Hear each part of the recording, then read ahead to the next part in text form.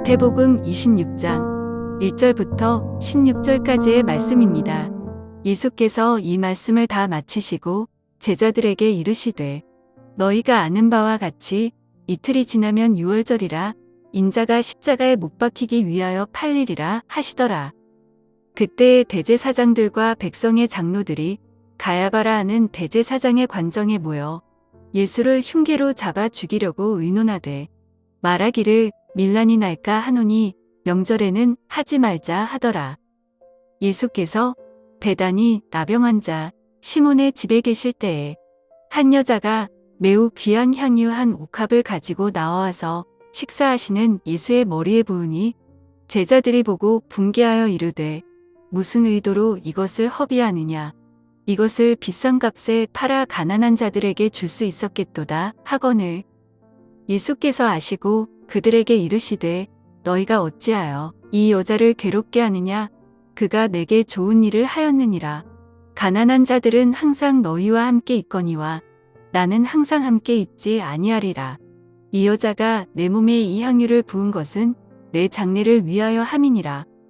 내가 진실로 너희에게 이르노니 온 천하에 어디서든지 이 복음이 전파되는 곳에서는 이 여자가 행한 일도 말하여 그를 기억하리라 하시니라.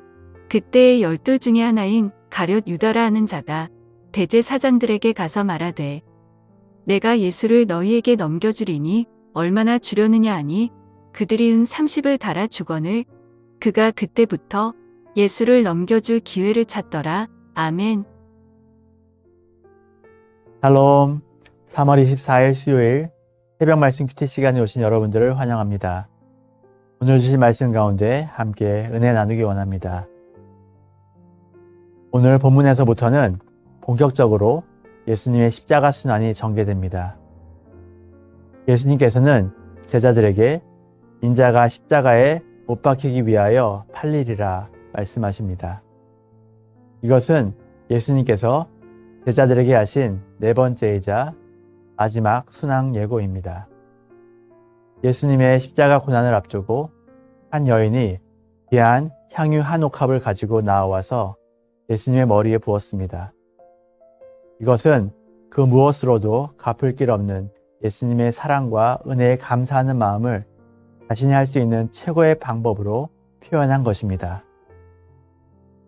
제자들은 이러한 여인의 마음을 헤아리지 못했습니다. 그들은 값비싼 향유 옥합을 팔아 가난한 사람들을 도울 수 있었는데 무슨 의도로 옥합을 이같이 허비하냐고 분개했습니다. 그들은 이 여인이 어떤 의도를 가지고 이런 행동을 했다고 판단했습니다.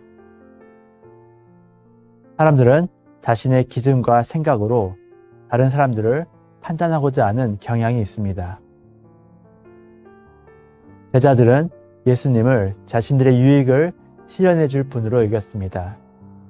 그래서 이 여인 또한 당시 노동자의 1년치 임금에 달하는 향유 옥합을 예수님께 드릴 때에는 그만큼 버금가는 것을 예수님께 바랄 것이라고 생각했습니다. 예수님께서는 그들의 마음을 아시고 이 여인을 괴롭게 하지 말라고 하시며 그가 당신께 좋은 일을 했다고 말씀합니다. 예수님은 가난한 자들은 항상 그들 곁에 있으나 당신은 그렇지 않다고 하셨습니다. 예수님께서는 여인의 행동과 섬김에 큰 위로를 받으셨고 그녀가 향유를 부은 것을 당신의 장례를 위한 특별한 행위라고 말씀하셨습니다. 그녀가 그런 의도와 목적으로 향유를 부은 것은 아니었을 것입니다. 그저 예수님을 향한 애절한 사랑으로 행한 일이었습니다. 그러나 향유를 예수님의 머리에 부은 여인의 행위는 바로 예수님의 죽음을 예비하는 것이 되었습니다.